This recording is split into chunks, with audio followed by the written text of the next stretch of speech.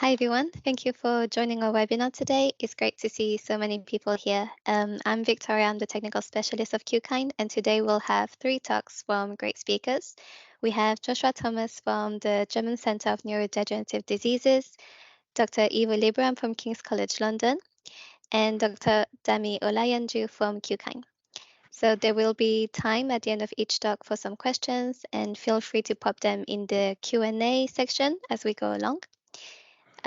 Please note that this webinar is recorded and will be available to be watched on demand. Our first speaker is Joshua Thomas. Joshua is a PhD student at the Rodriguez Muela Group at the German Center for Neurodegenerative Diseases in Dresden. Before starting his PhD, he graduated from Rensselaer Polytechnic Institute with a project focused on circadian biology. And his talk today focuses on current projects related to modeling motor neuron diseases with a particular focus on spinal muscular atrophy. I will now hand over to Joshua and let him share his screen. Perfect. Thank you for that very kind introduction, Victoria. I'm going to start sharing my screen, and as is customary, just let me know that you can see it. Yeah, we can see visible? it. Yeah, we can see the PowerPoint. Okay, perfect. Well, once again, thank you for the introduction, Victoria. As she already mentioned, my name is Joshua Thomas, and I'm a PhD student in the Rodriguez Muela lab at the DZNE Dresden. And today I just wanted to talk to you guys or give you an overview about what our lab is trying to study, which is understanding selective neuronal vulnerability using iPSC derived model systems. So just a bit of a background on neurodegenerative disease research. You most likely have heard of multiple neurodegenerative diseases such as Alzheimer's disease, Huntington's, amyotrophic lateral sclerosis, or Parkinson's.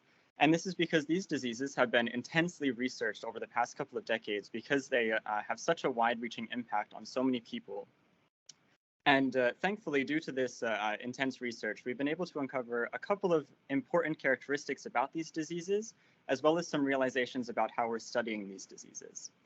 The first important finding that we've uncovered is that each of these diseases is specifically degenerating a specific neuronal population.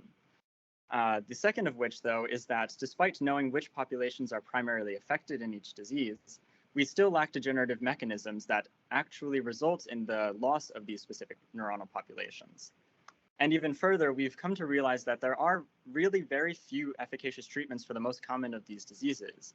While this is changing and a lot more of these diseases are having clinically approved treatments come to market, none of them really constitute a cure or a preventative measure for people afflicted with any of the neurodegenerative diseases that I've mentioned.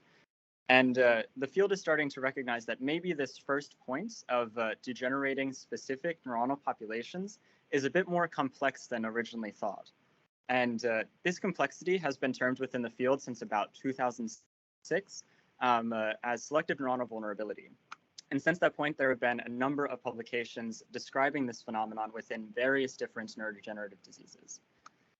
But what is it in practice? So if we look at the CNS, we can look at any type of neuron within the body, such as motor neurons or cortical neurons, if we want to be a really generalized category. And we can subset them into different subtypes or subpopulations based upon some set of intrinsically similar characteristics about them. And these intrinsically similar characteristics can be their proteome, transcriptome, morphology, or even position within the body. But what's important to remember is that during disease progression, it's these subtypes of one overall class of neuron that are somehow differentially degenerated or selected during a disease course. So some seem to be more vulnerable to degeneration than others. And it's with this, the hypothesis seems to create a gradient of some populations being more vulnerable and some populations being more resistant to the disease progression.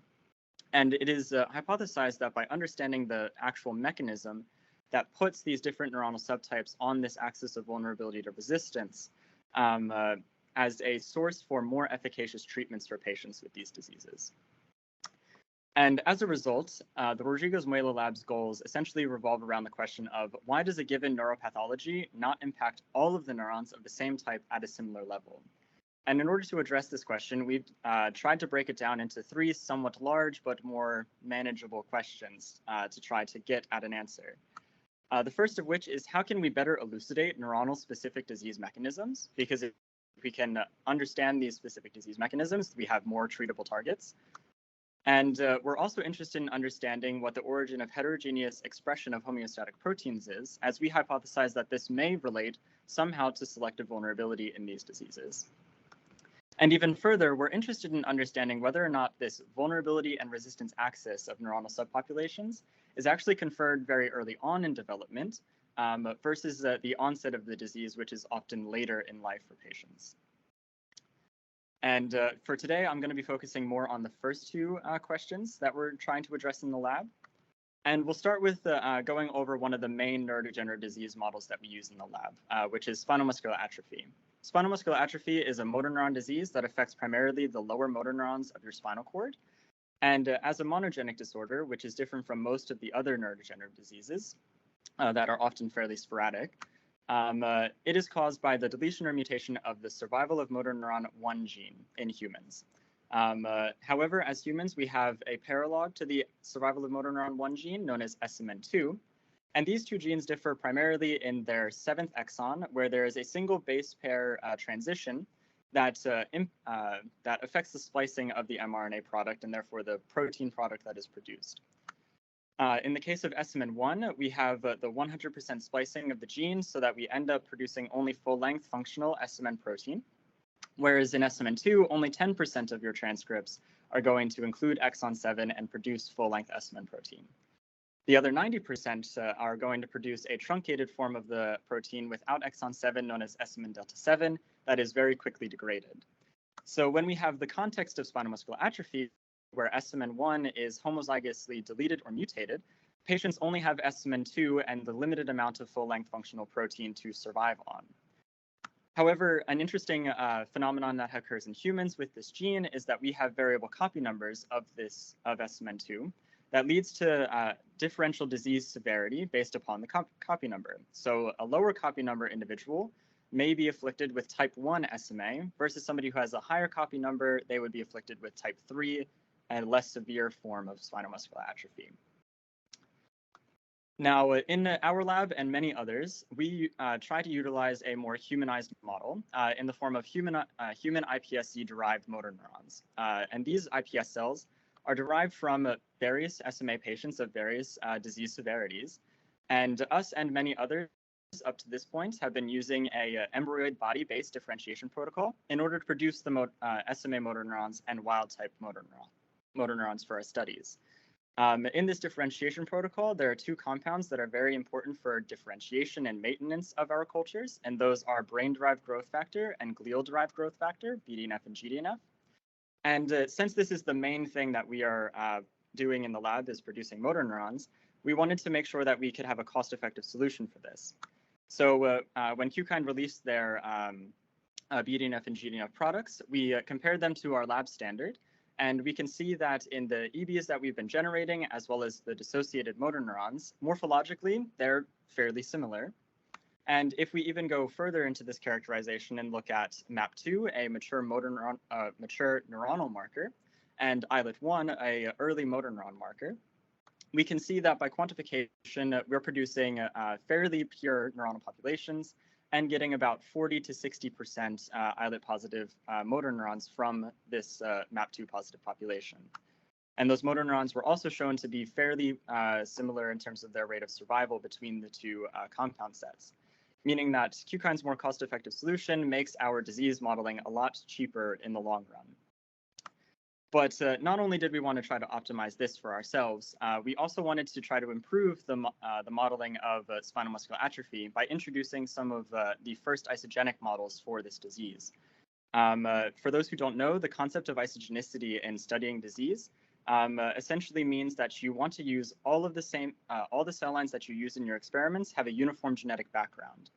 And what this allows you to do is study disease-specific phenotypes about whatever disease-causing mutation is present for your cell lines. And this is derived from either taking a disease line and correcting that mutation, or taking a wild-type line and introducing that mutation. And even further, these isogenic models can help improve reproducibility, since you're no longer as concerned about the confounding genetic factors of different patients' genetic backgrounds. So in our case, Tobias Grass, our postdoc, was interested in taking the SMA disease lines that we already had and converting the SMN2 genes that are still present into a SMN1 gene using CRISPR-Cas9, therefore producing isogenic models of each of the different disease severities that we use in the lab. And if we take a look at quantification, live cell quantification with iPS-derived motor neurons stained with sRDNA to mark the nuclei over time, we can compare the percentage of motor neuron survival from a patient wild-type baseline line to the SMA motor neurons in both type 2 and type 1, and 2 isogenic clones that were produced.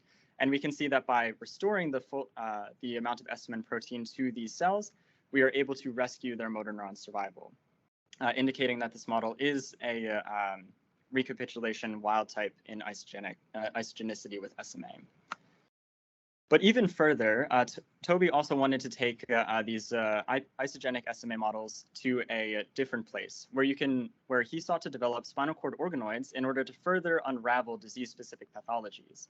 So by using a extended motor neuron differentiation protocol in combination with embedding the embryoid bodies into matrigel and ECM matrix, he was able to reproducibly form in a high throughput manner spinal cord organoids that are allowing us to begin studying not only the disease-specific phenotypes of SMA as SMN protein is lost, but also try to understand the developmental impacts that SMA may be conferring to patients.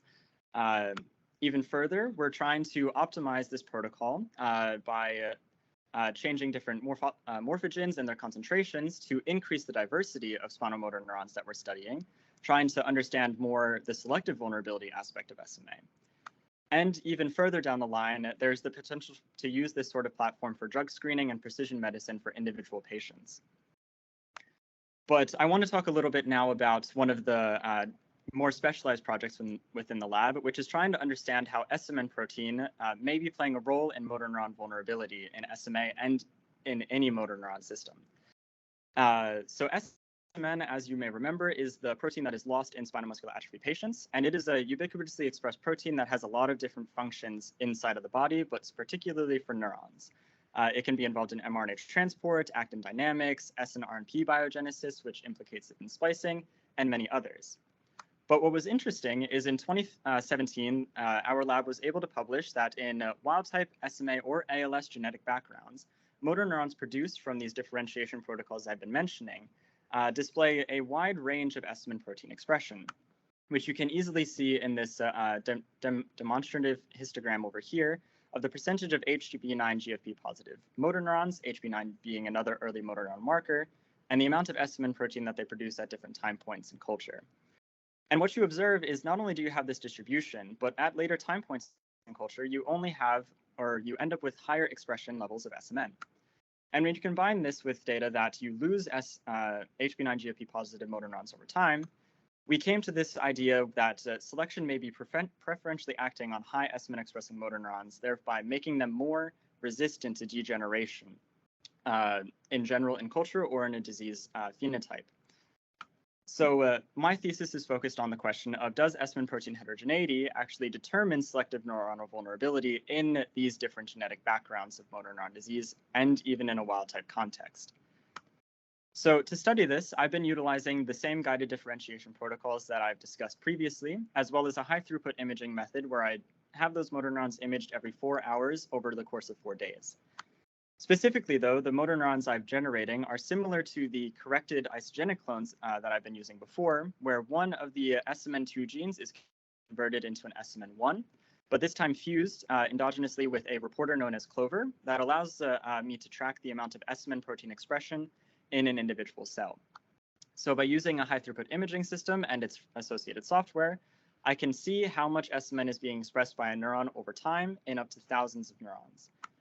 And by using some custom designed R scripts for the analysis, I not only can quantify the amount of SMN that is present in the cell, but I can also, using various markers, determine when the cell has died, allowing me to then correlate the amount of SMN protein that is produced with the survival of that neuron.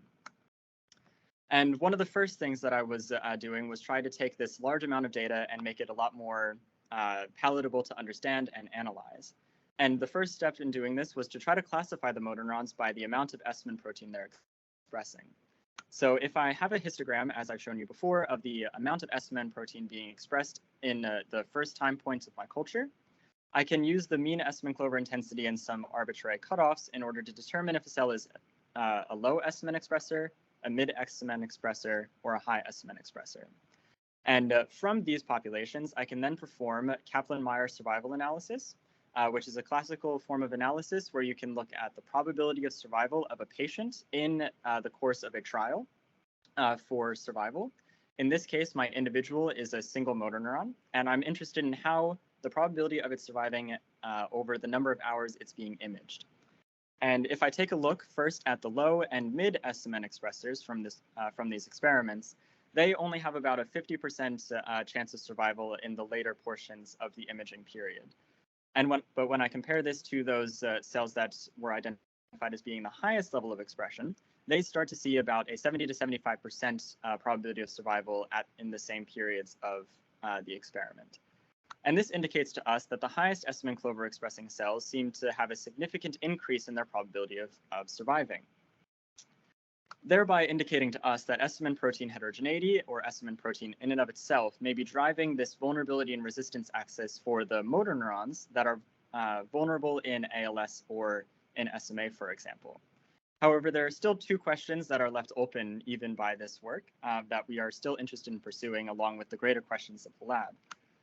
The first of which is how this SMN protein heterogeneity actually is regulated, because if we can understand how it's regulated, we can hopefully treat patients sooner before they experience this degeneration and protect those more vulnerable motor neurons. Or we are interested in understanding how SMN-dependent processes make a motor neuron vulnerable or resistant. So really understanding the disease specificity of SMN loss that confers vulnerability or resistance to a motor neuron. And with that, I would like to thank all of you for taking the time to listen to my talk today, Qkine for the chance to talk, everybody from my lab for their support and the work that they have done, and especially all of our collaborators who worked on characterizing our isogenic SMA models over the past couple of years, which you can read more about in our bioRxiv preprint from 2023. And with that, I'd be happy to take any questions that you guys may have. Thank you very much. It was a very interesting talk. I apologize if the slides were blurry, might have been the connection, so we will clear this up for the recorded version if anyone wants to go back to it. So let's see. If anyone has any question, you can pop them in the Q&A section, and I can kick us out with the first question. So Joshua, what do you think is the next step for this model? Like, do you think you could look at drugs that could perhaps rescue the motor neuron survival? Do you mean the isogenic model or the just general iPS-derived model overall? Just general iPS-derived model, yeah. Yeah, exactly. Like I had mentioned, particularly in a spinal cord organoid model system or organoid models in general, the idea of this field is to try to produce something that can be used in a high throughput drug screening manner. So for us, we are actually very interested with my live imaging platform and the spinal cord organoids in testing various compounds that may show whether or not existing treatments or potential treatments are more or less effective for a particular individual or a particular type of spinal muscular atrophy, for example. Okay, great. Thank you. Ivo, you have a question? Yeah, can I ask you? Alluded to this, but is there any indication that the levels of SMN protein correlate with motor neuron subtype identity? So if you would stain with electric-3, for example, would you see that the MMC neurons have more than the LMC neurons? Yes, so this is something that I'm still currently working on. I'm trying to do some fact sorting in order to identify various pathways that are differentially expressed in high, mid, and low SMN populations. But I'm also still working on some stainings where I can see if LHX3 correlates more with low SMN expression or high SMN expression. This is the next thing that I want to do when I get back into the lab. That's great, thank you. In the interest of time, we're going to move on. Thank you very much, Joshua.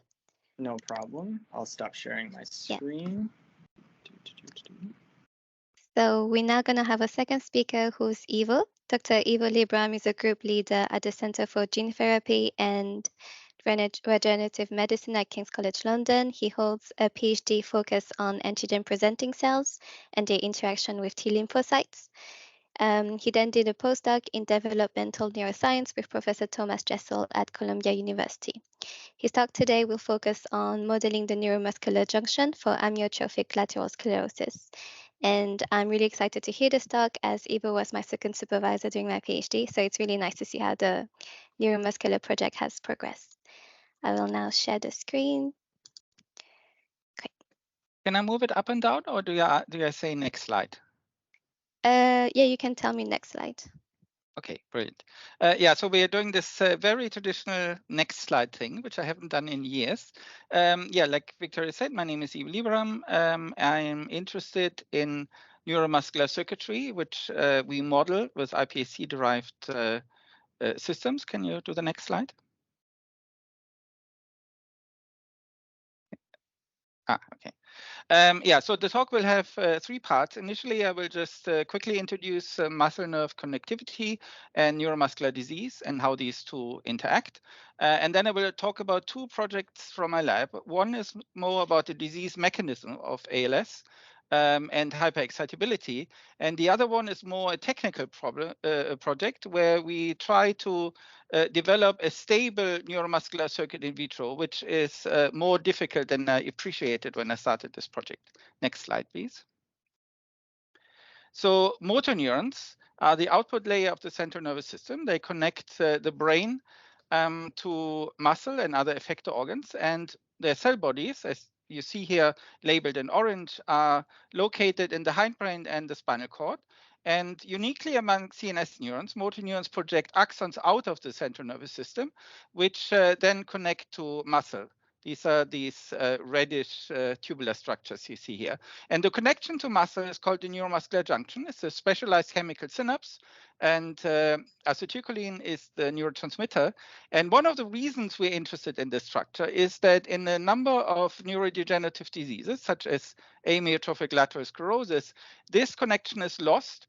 And there's some evidence, at least, that the early loss of neuromuscular connectivity is driving the disease. Can we have the next slide? So specifically, the neuromuscular junction is essentially transforming electrical signals that travel down the motor axons into a chemical signal, namely acetylcholine, which is released in the presynaptic terminals and then binds to acetylcholine receptors on the muscle side. And this leads to a depolarization of the muscle and then actin-myosin-mediated contraction. Next slide. So why would one want to model this in vitro rather than going with animal models, for example, or simply studying patients, which obviously is the model closest to the disease? Well, one of the reasons we are building iPSC-derived models for ALS is that if you get access to patient tissue at all, then it will usually be the late stage, shown here on the right side, where the cell bodies of about half or so of the motor neurons have degenerated. There is no trace of neuromuscular junctions. And while you can obviously visualize the disease, that does not tell you what sequence of events have led up to that late stage. There are two non-exclusive hypotheses how the disease comes about.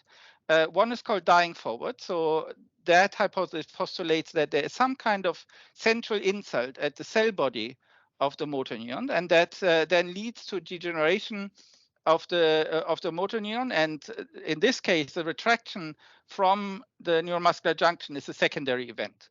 However, there's an alternative explanation called dying back. And this postulates that an early insult, either at the NMJ or the distal axon or both, leads to the loss of muscle nerve connectivity.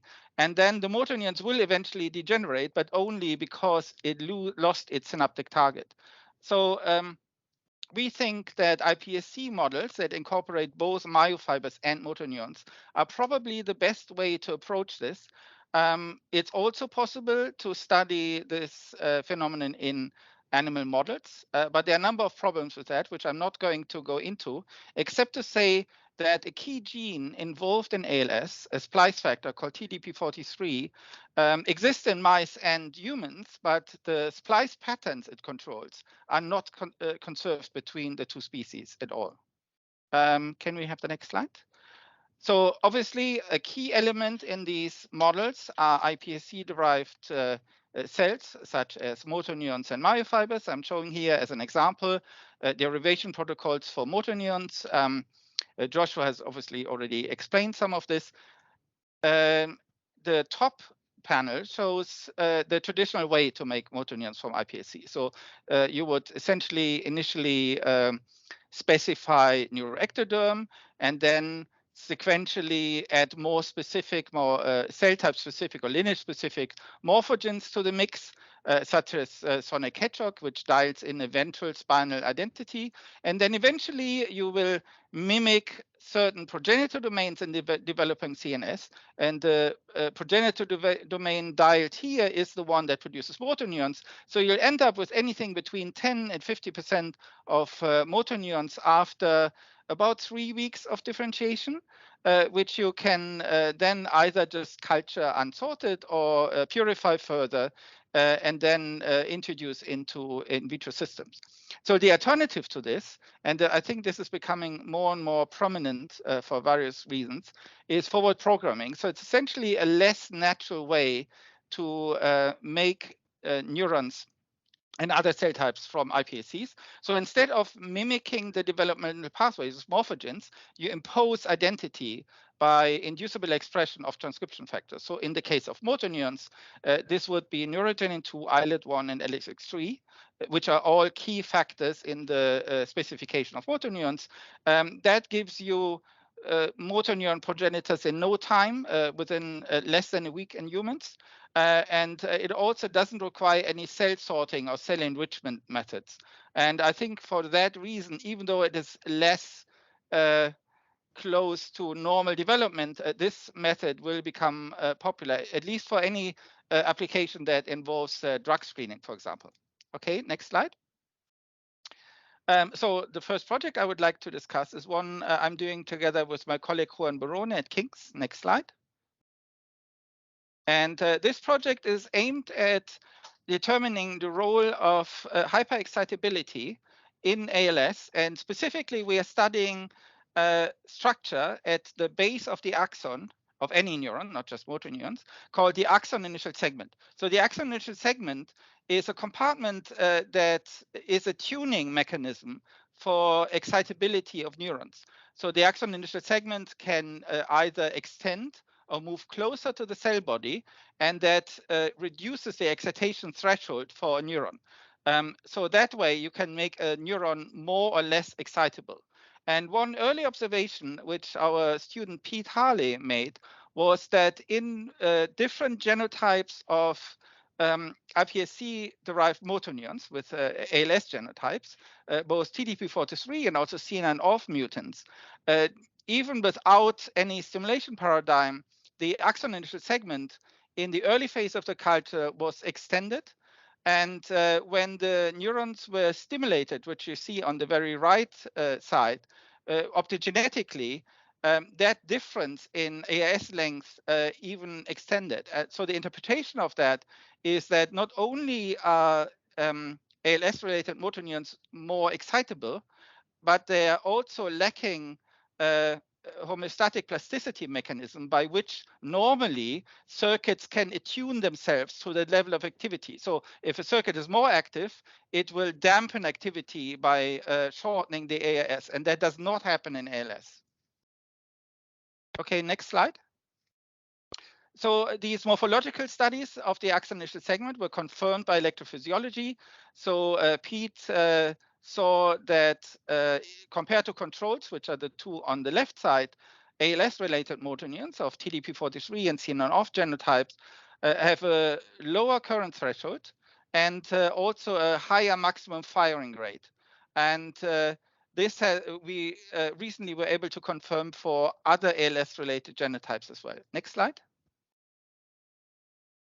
And the reason for this if you like, coordinated morphological abnormality in ALS of the axon initial segment appears to be gene expression changes brought about by TDP43 mutation, namely at the early phase of the culture when we see abnormally high activity. Some key ALS proteins, such as the structural protein anchoring G and several sodium channels, voltage-gated sodium channels, are increased, and that reverts in the late stage of the culture at 6 weeks, where then the ALS-related motor neurons become shorter, and they also show lower expression of AS genes and a shorter AS. Next slide. So we then took this model, which initially didn't include myofibers, to a more, if you like, better approximation of human physiology. Here we use a compartmented culture system with 2 outer compartments into which we would seed spheroids of motor neurons and astrocytes, and an inner compartment that contains iPSC-derived myofibers, which are anchored to the base with a certain polymer. And there are 2 key observations which we made when we compared ALS-related circuits to normal circuits. So the normal ones are the wild type and the isogenic control on the left, and the diseased ones is the one on the right. So the first observation is that in circuits where the motor neurons have an ALS genotype, there's a higher spontaneous activity. As you see with this analysis, so the green label measures movement in the myofiber compartment, which with a method called particle image velocimetry. And the red traces on the very right show you that the diseased motor neurons produce a lot more of this. And that mirrors early clinical phenotype in patients with ALS called fasciculations, which are involuntary muscle twitches. In contrast, the ALS-related circuits have lower induced activity. So the lower panel shows you what happens after optogenetic stimulation of the motor neurons. So in that case, the controls actually have much stronger contractions compared to the diseased circuits, and that is mostly because a reduced number of neuromuscular junctions. Okay, next. Okay, in summary, we think that at least in part due to gene expression and splice pattern changes in ALS motor neurons, these motor neurons are hyperexcitable because they have a longer AAS, and they're also not able to respond to repeated stimulation by shortening the AAS and adapting to the electrical firing patterns. And as a consequence of that, when connected to myofibers, ALS-related motor neurons have a higher spontaneous activity that resembles fasciculation, even though the connectivity to the myofibers is actually impaired. So they have fewer neuromuscular junctions, and when you stimulate them, they induce weaker contractions. Again, this resembles phenotype you would see in patients. Next one. Okay, so the next and last topic I would like to discuss is an attempt to build a better and more stable culture system in which myofibers are held in place by an elastomer nanofiber scaffold. Okay, yeah. So this project was done together with Wenhui Song and mostly carried out by Amy Cheeseborough in both of our labs. And Amy developed a way to electrospin elastomers. So this is a polymer that is based on polyurethane, but is much more stretchy, if you like. And its physical properties resemble more collagen. And this polymer can be applied as an aligned nanofiber sheet to the bottom of a 96 well plate. And then this plate can be mounted onto a base such that within the wells, the nanofibers are suspended, so they can contract together with myofibers that are applied to them. And then we would seed 3 different cell types into the system. We would have a monolayer of aligned iPSC-derived myofibers on the bottom. And then into the center of each well, we would place 1 spheroid, which is made up of purified optogenetic motor neurons and astrocytes. And then we would culture these for about 2 weeks. And this time the axons would grow out more or less radially and form neuromuscular junctions on the myofibers, which you can then evaluate by imaging-based technology such as high content imaging, for example. Next slide. So in addition to immunocytochemistry-based assays, you can also, like in the previous project I discussed, measure myofiber contraction now in a multi-well format. Again, by shooting bright field images and looking at changes in which reflect movement of the myofibers, which can be represented as vectors, as you see here in green. And you can induce these contractions with channelrhodopsin, as you see on the left side. If you inhibit neuromuscular transmission with a toxin that abolishes acetylcholine signaling, then you completely abolish contraction swells, which means that this stimulation is dependent on the motor neurons. It's not something that's inherent to the myofibers. Okay, next one. In this model, you can also measure ALS-related genotypes. So when you compare motor neurons of either wild type or isogenic genotype to ALS-related genotypes, the ALS ones have about half the contraction as the two controls. And most importantly, because medium term, the idea is to use this to look for new ALS drugs, you can apply a drug called necrostatin to the system. Necrostatin is a RIP kinase inhibitor, and RIP kinase inhibitors are currently in clinical trials for the treatment of ALS, and it's known to revert or rescue ALS-like phenotypes. And in this case, it can actually revert the contraction defect we see with TDP43 mutant motor neurons, as you see in the quantification on the right side. Okay, next one. So this was myofiber contraction, essentially a functional assay. And this functional assay correlates really well with immunocytochemistry-based measurements of neuromuscular junctions in these various conditions. So again, we are comparing unrelated wild type and isogenic controls in green and blue with TDP43 mutants. And you see that axon outgrowth is affected. And we also label both pre- and postsynaptic markers and define neuromuscular junction as the overlay of these two. And then when we do this, we see that in the ALS circuits, we see fewer neuromuscular junctions. And again, this phenotype can be rescued by the application of necrostatin. Next one. Okay, so that is basically all I wanted to discuss today. The future plans is obviously to pursue hyperexcitability as a possible disease mechanism in ALS, and also try to target excitability, basically normalize neural excitation in ALS motor neurons, and see if that can either stop or even revert disease phenotypes such as degeneration of axons. And this most likely we'll try to do with gene therapy approaches. So you could either try to normalize expression of misspliced transcripts with antisense oligos, for example, or you could adjust neuronal excitability with chemogenetic actuators, again encoded, for example, by AAV vectors. And we'll also extend our analysis of ALS-like pathology to frontotemporal dementia, which is a degeneration of cortical neurons that is often a comorbidity of ALS, and that is caused by the same genetic mutation. So essentially, the idea would be to test if FTD is just the same as ALS in a different cell type. Thank you very much. Thank you very much, Ivo. If anyone has any question, please pop them on the Q&A. We have one from Luke.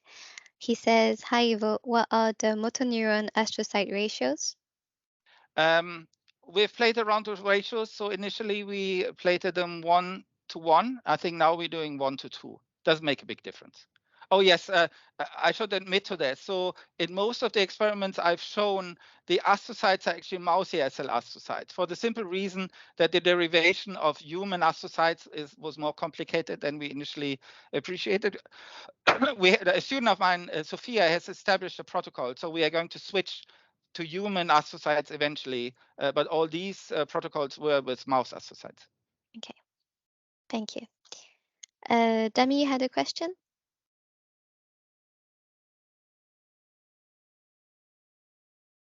Thanks very much, Eva, for that wonderful presentation. I was just wondering, when you mentioned about forward programming and considering the impact of transcription factors as they activate different downstream targets, how specific is that compared to, some of the traditional methods?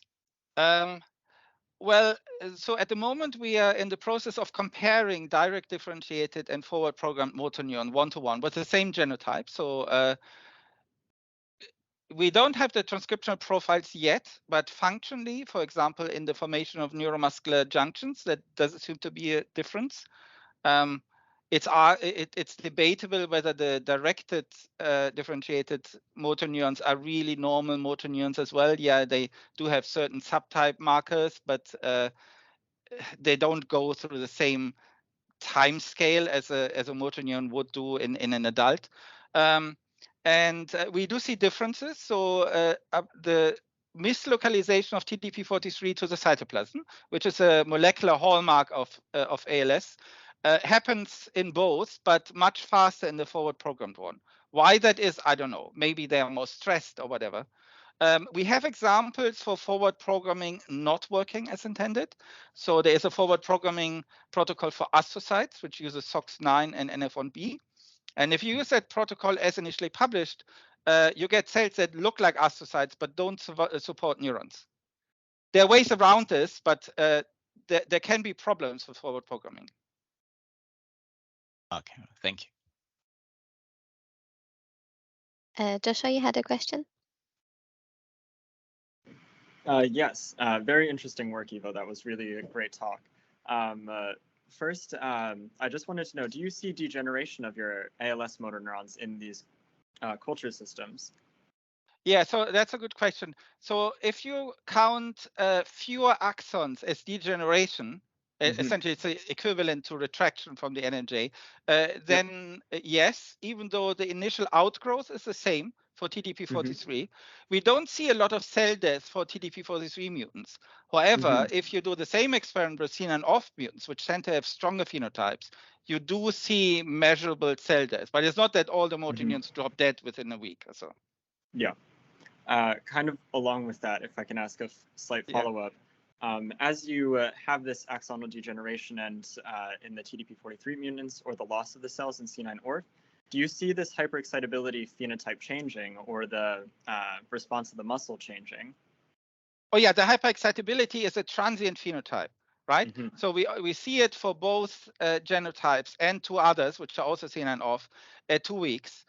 Later on, these neurons become hypoexcitable. That has been published before. There was a paper by Gareth Miles, and it seems that changes in the AAS are the underlying reason, or one of the underlying reasons. Yeah. Okay. Thank you very much. Great. I think we'll move on now. Thank you very much, Ivo. It was very interesting. So now we're going to have a couple of slides from Dr. Dammy Olayanju, who's the product manager at Qkine. Dammy is going to give a brief overview of how Qkine focuses on solving stem cell challenges and also a short overview on our neural portfolio.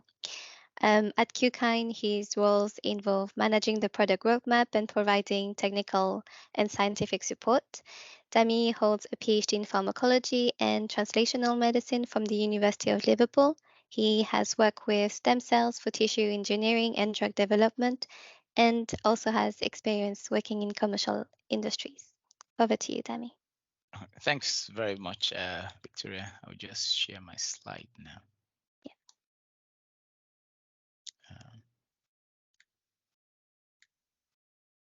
Can you see the slide?